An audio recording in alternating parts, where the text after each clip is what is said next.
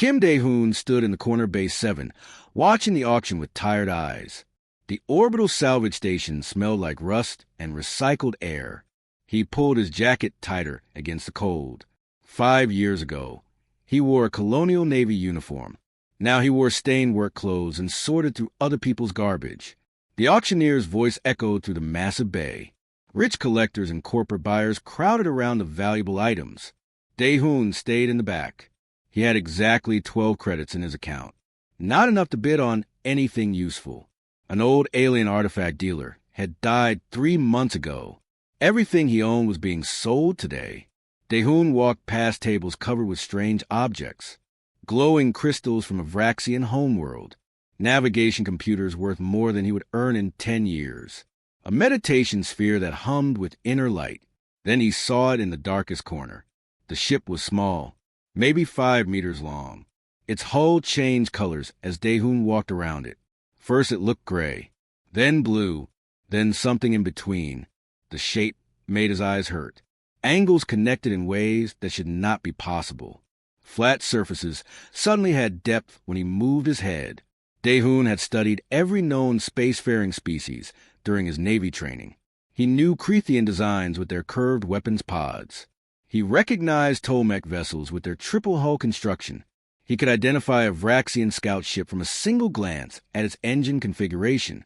This matched nothing in his memory. Lot 847, the auctioneer called out. His voice sounded bored. Unknown origin. Non-functional. Sold as is with no guarantees. Opening bid is 10 credits. Nobody raised their hand.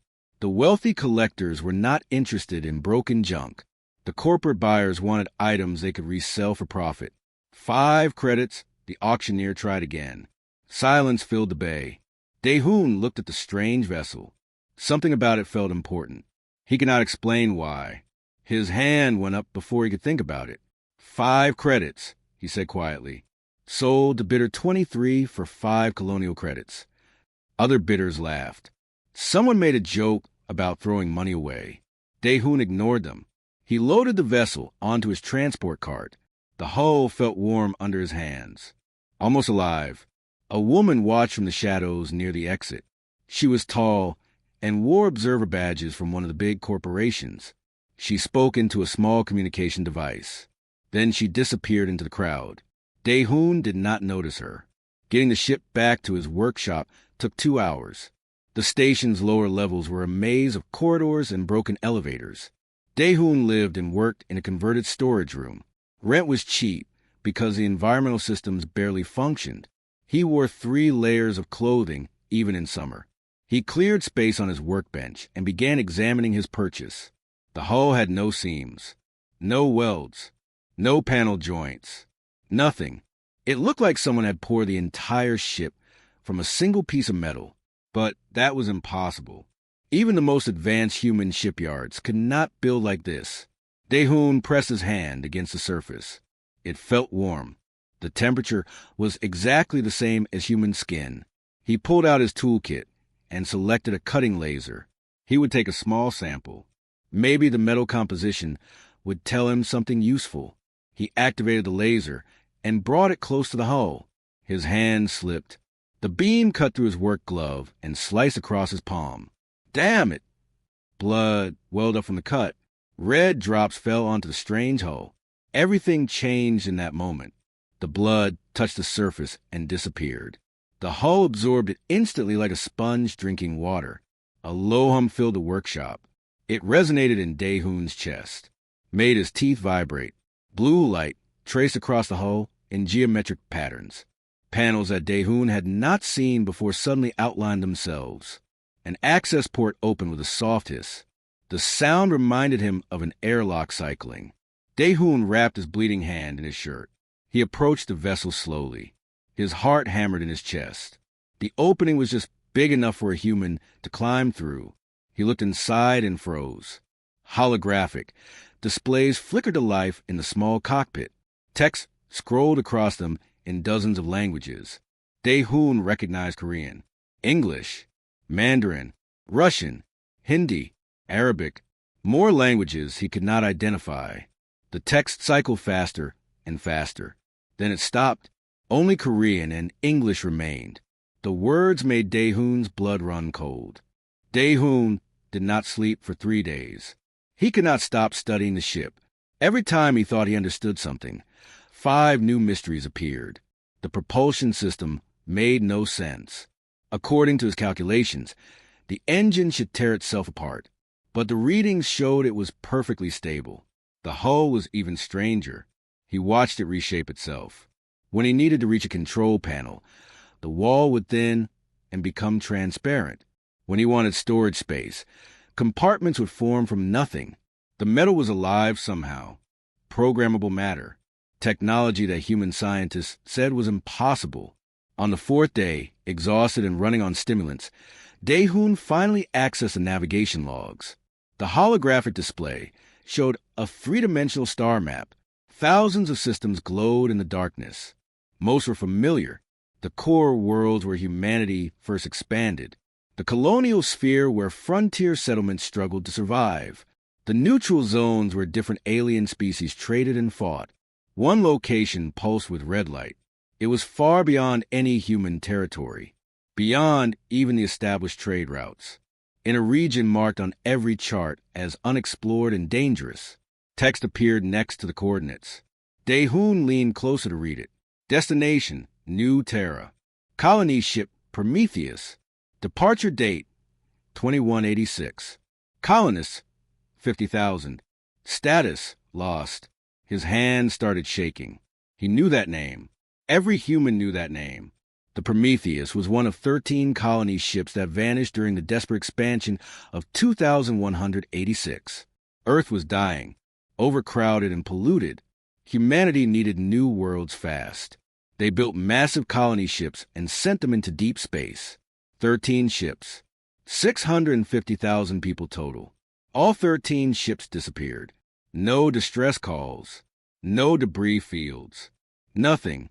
Everyone assumed they'd been destroyed by some unknown danger in deep space. But this ship had coordinates to one of them, the Prometheus, and the status said lost, not destroyed. Dae-hoon immediately started researching. He uses old colonial Navy access codes to search military databases. Most have been revoked, but a few still worked.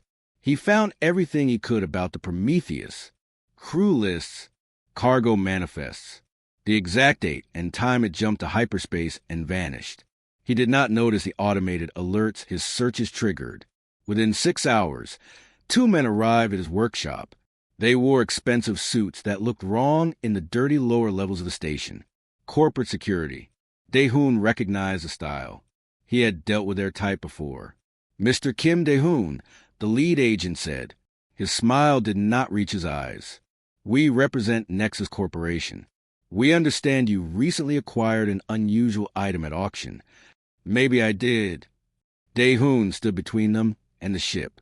We would like to purchase it from you. 1 million credits. Transfer it immediately to any account you specify. 1 million credits. Enough money to leave the station forever. To start over somewhere better. To never sort through garbage again. It is not for sale, Dae-hoon said. The agent's smile disappeared. 2 million credits. Final offer.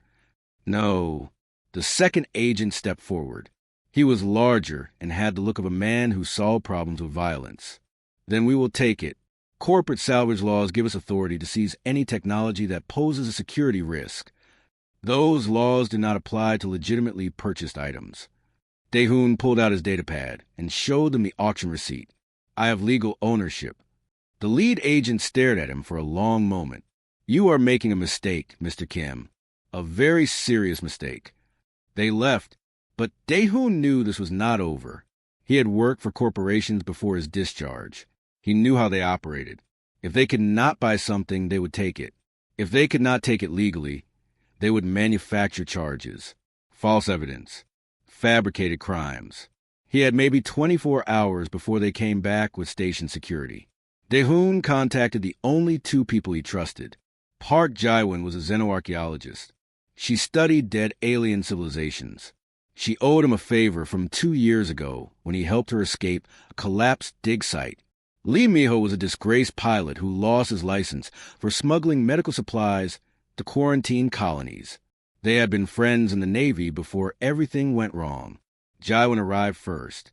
She was small and thin with sharp eyes that missed nothing. She took one look at the symbols inside the ship and grabbed Daehoon's arm. "Where did you get this?" Her voice was urgent, scared even. "An auction? Why? What is it?" "These symbols match precursor artifacts. The civilization that went extinct 10,000 years ago." She ran her fingers over a control panel. "Daehoon, this should not exist. Precursor technology has never been found intact. Only fragments, broken pieces in ancient ruins. The database said they went extinct. The database said supposedly extinct. There is a difference." She pulled out a scanner and began taking readings. "This technology is hybrid, part human engineering, part something far beyond anything we can build. This is impossible." Miho showed up an hour later.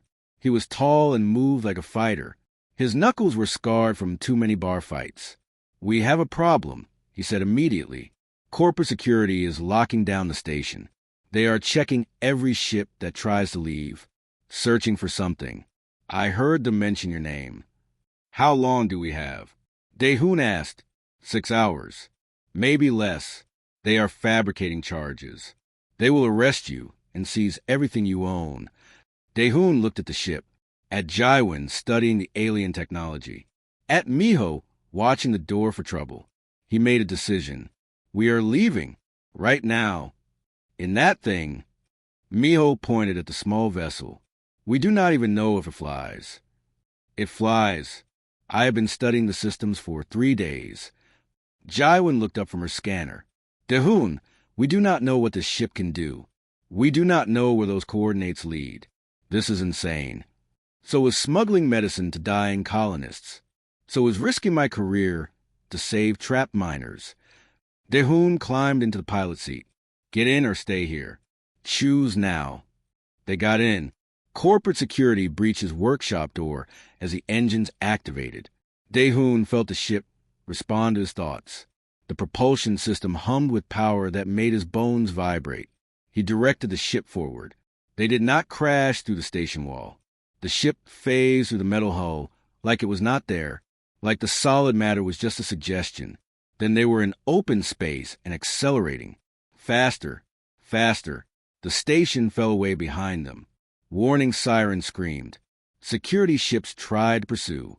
The seed ship left them all far behind, moving at speeds that human technology could not match. Miho stared at the navigation display in shock. "What is this thing?" "I do not know," Daehoon admitted, "but we're to find out." The coordinates led them beyond any star system Miho recognized. He sat in the pilot seat, hands hovering over controls he barely understood. The navigation display showed they were leaving map space. Red warning beacons marked the boundary. Beyond them was only darkness and danger. "We are entering restricted space," Miho said. "Every chart marks this region as unexplored. Ships that come here do not come back." "We do not have a choice," Daehoon replied. "Corporate fleets are tracking us. We go forward or we die."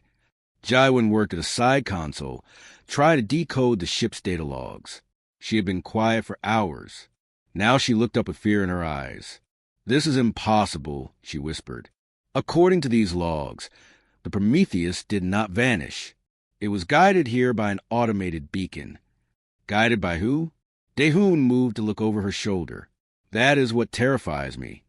Jaiwan pulled up more files. "Look at these timestamps. The beacon activated 3 months before the Prometheus launched from Earth. Someone knew the ship was coming. Someone prepared a path for them." Daehoon studied the data. "The precursors? They went extinct 10,000 years ago. Their technology should not still be functioning." Jaiwan's hand shook as she scrolled through more information.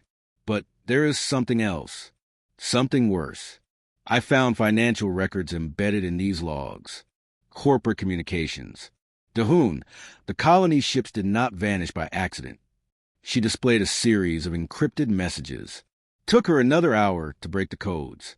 When she did, the truth was displayed in cold corporate language.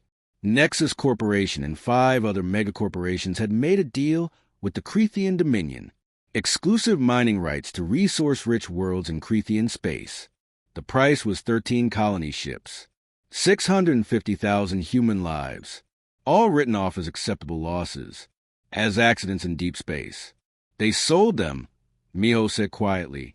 They sold their own people. Not people, profit margins. Jaiwin closed the files like she could not bear to look at them anymore. 50,000 lives per ship times 13 ships. All sacrificed so corporations could mine platinum and rare elements. Daehoon felt sick. He had served in the colonial navy to protect humanity, to keep people safe. Now he learned that the greatest threat to humanity came from within.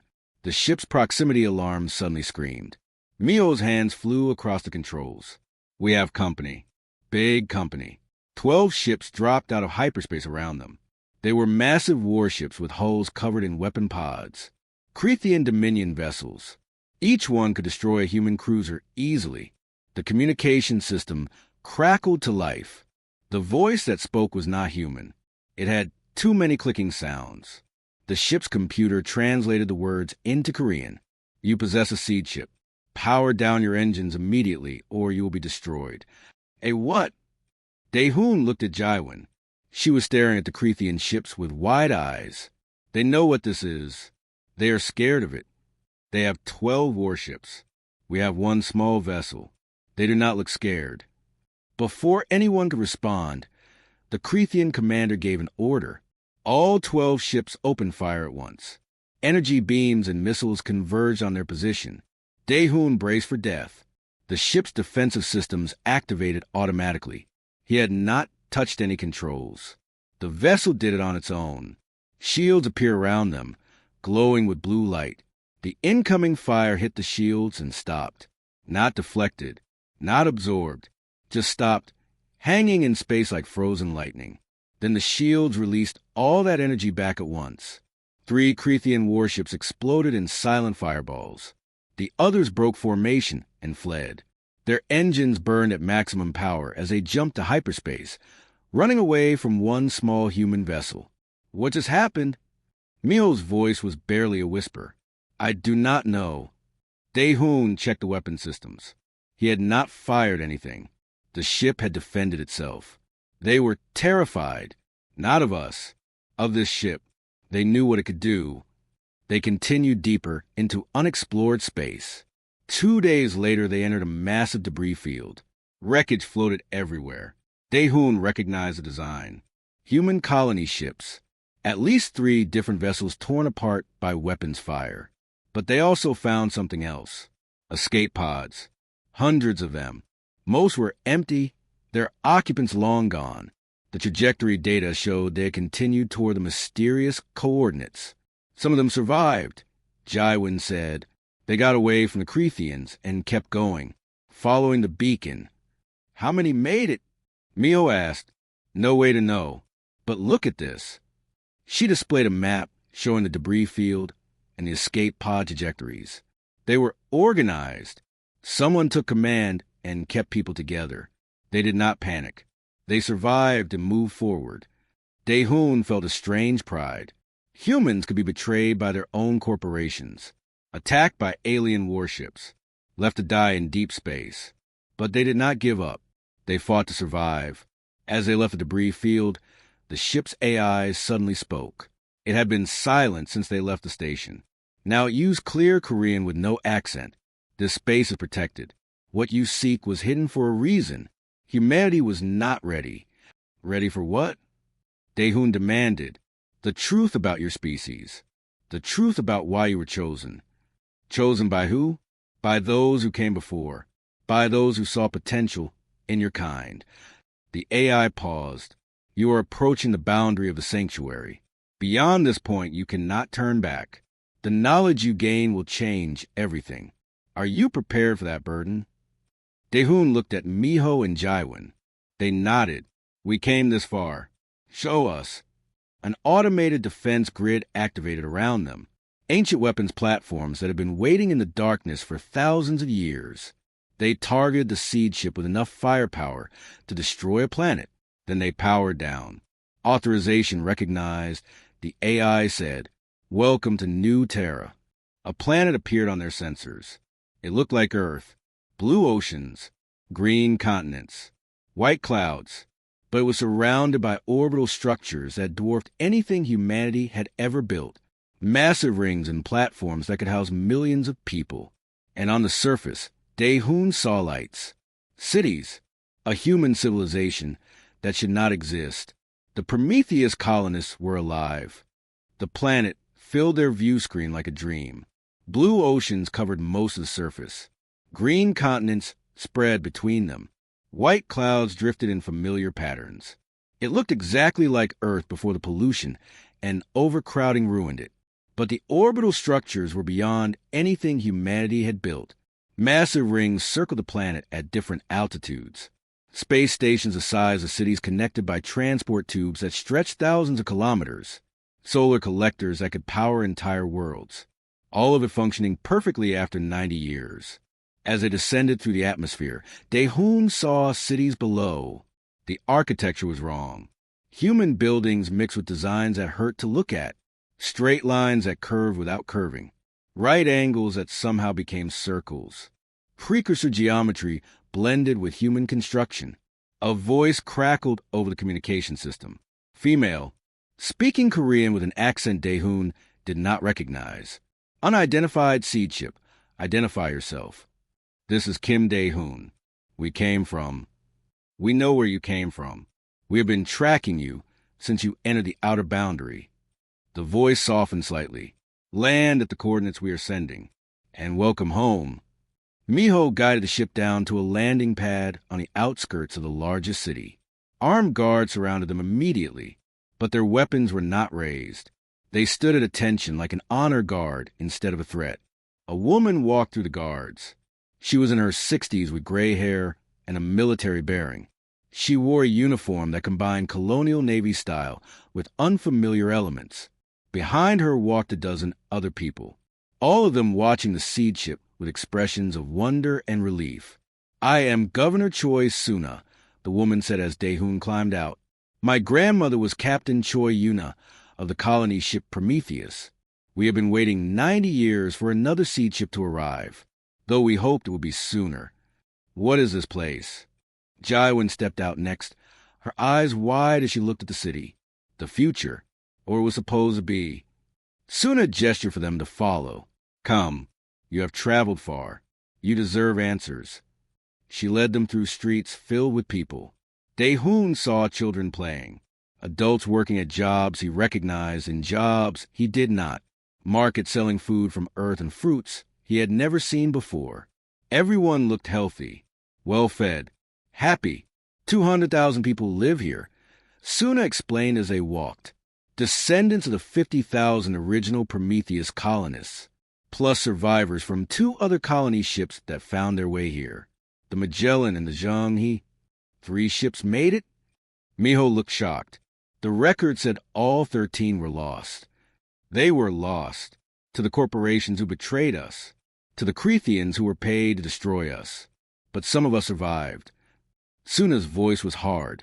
The Magellan found us 12 years after we arrived. Only 3,000 colonists left from their original 50,000. The Zhang, he came 20 years ago.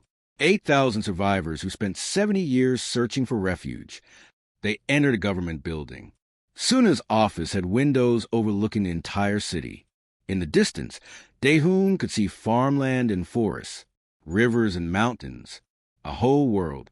When the Prometheus arrived 90 years ago, we found something impossible, Suna said. She pulled up holographic displays, showing the planet's history. This world was already prepared for us. Atmosphere processors had been running for centuries. The orbital structures were operational. Basic infrastructure was in place. Buildings ready for occupation, as if someone knew we were coming. The precursors, Jaiwin whispered. Yes, they did not go extinct. They transcended physical form thousands of years ago. But before they left, they created refuges, safe places for species they deemed worthy of survival. Suna showed them images of ancient facilities buried beneath the surface, technology that still functioned after 10,000 years. When they detected humanity's desperate expansion, they prepared this world. They scattered seed ships across human space, waiting for individuals who demonstrated specific qualities. What qualities? Daehoon asked. Suna pulled up his service record on her display. Every detail of his colonial navy career, including the incident that ended it. You were discharged for abandoning your post during a routine patrol. You detected a distress call from civilian miners trapped in a collapsed asteroid mine. Your commanding officer ordered you to ignore it and continue patrol. You disobeyed. You risked your career and your life to save 18 people nobody else cared about. Suna looked at him directly. That is why the seed ship chose you. Curiosity, determination, compassion. These are the qualities the precursors valued. She pulled up records for Miho. You smuggled medical supplies to quarantine colonies, broke corporate laws to save lives during a plague outbreak, lost your pilot license, gained a criminal record, but you saved 4,000 people. Then Jaiwin's record. You refused to falsify research data when your corporate sponsors demanded it, published findings that cost your employer billions in projected profits, got blacklisted from academic positions, but you told the truth. The seed ships find people like you, Suna continued, people who choose right over easy, who sacrifice for others, who cannot be bought or intimidated into abandoning their principles. Daehoon felt uncomfortable under her gaze. I just did what anyone would do. No, most people follow orders, obey laws, protect their careers. You are different. All three of you are different. That is why you are here. Miho spoke up. Why did you stay hidden? Why not reveal yourselves to Earth? Suna's expression darkened. Because the corporations and Crethians have been actively hunting any trace of the lost colonies for 90 years. They cannot allow evidence of their betrayal to surface. We have intercepted their communications, watched their search patterns. They would destroy this world if they found it. She brought up new displays showing a fleet of ships in orbit, advanced vessels that combine human and precursor design, sleek and dangerous. We have been preparing, learning, building our strength. We reverse-engineered precursor technology. We trained our people. We waited for the right moment to reveal ourselves to the rest of humanity. Why now? Jaiwin asked. Because you arrived in a seed ship. Because that means our location is already compromised. Corporate sensors will have tracked your trajectory. Crethian fleets will analyze your jump patterns. Suna looked at each of them. They will find us within weeks, maybe days. Our time of hiding is over. She walked to the window, looked out at the city, full of people who did not know what was coming. The question is not whether we fight. We will fight. We have no choice. Suna turned back to face them. The question is whether you will help us reveal the truth to the rest of humanity. Whether you will stand with us when the corporations and Crethians come to destroy everything we have built. Daehoon looked at Miho and Jaiwin, saw his own determination reflected in their faces. They had come too far to turn back now. What do you need? Daehoon asked. The decision was made in less than an hour.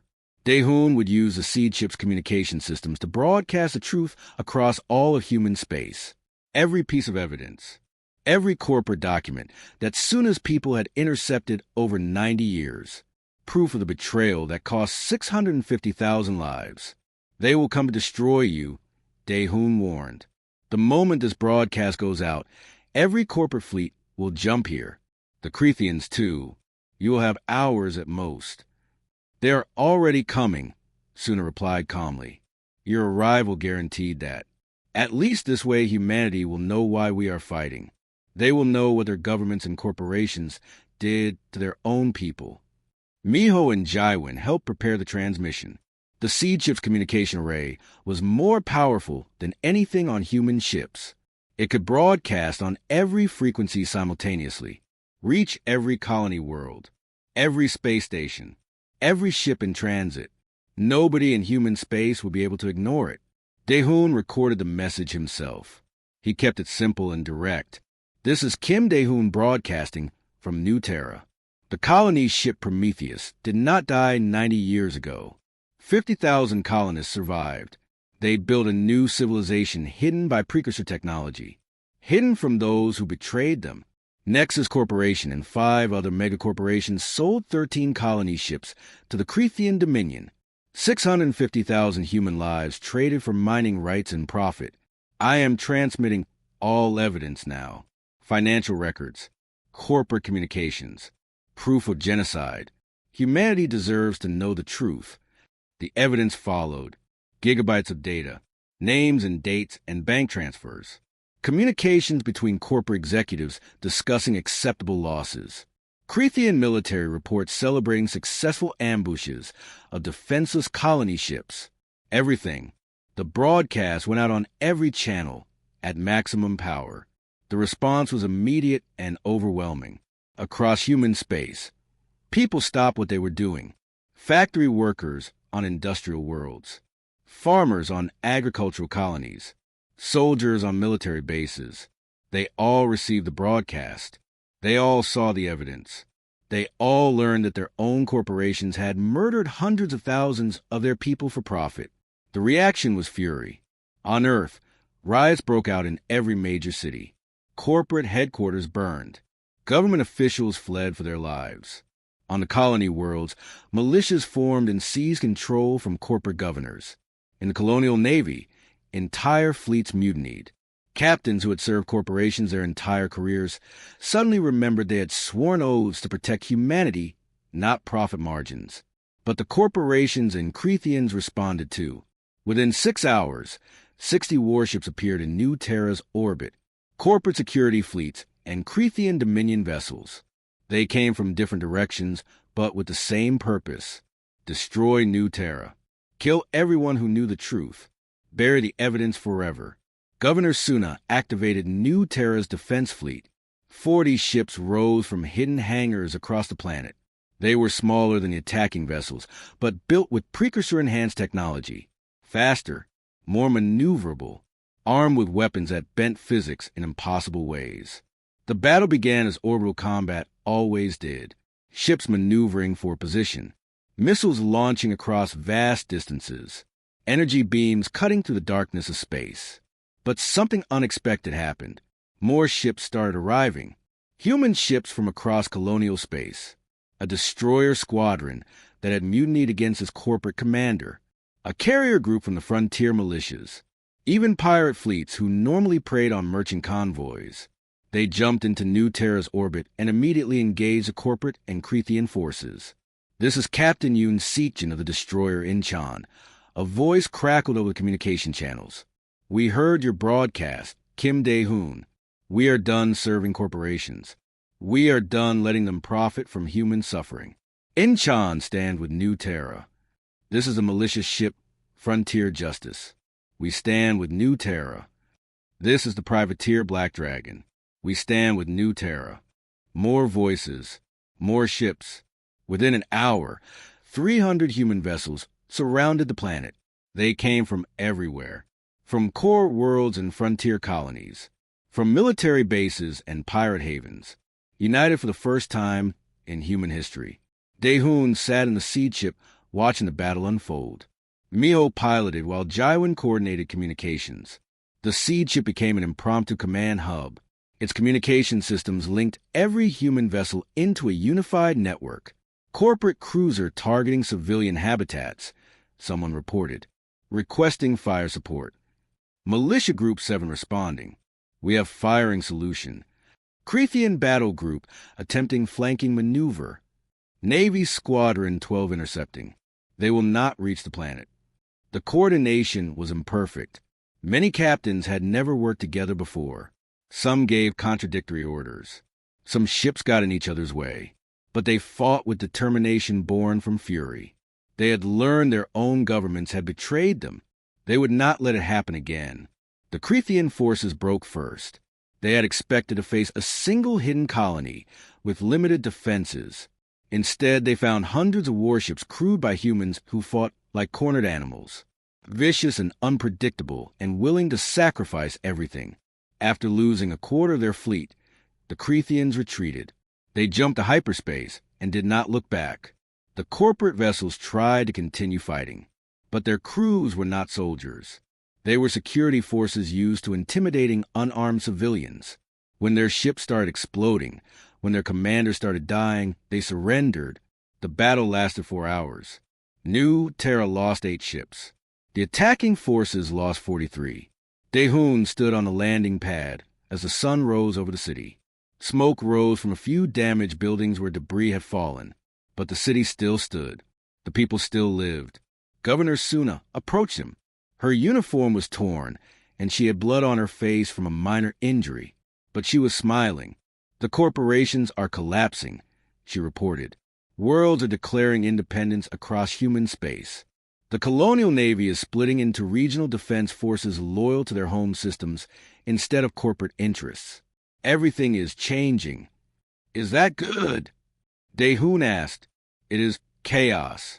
There will be confusion and conflict for years, maybe decades.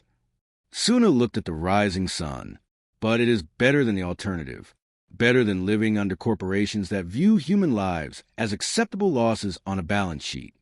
6 months later, Daehoon stood in the seed ship preparing for departure. New Terra had become the capital of a reformed human coalition. President Suna now led a government based on cooperation instead of exploitation. The orbital structures were being expanded to accommodate refugees from colony worlds devastated by the collapse of corporate rule. But 12 colony ships were still missing.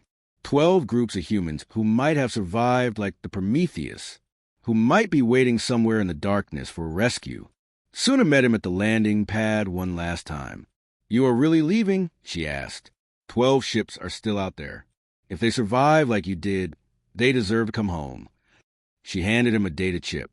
The end.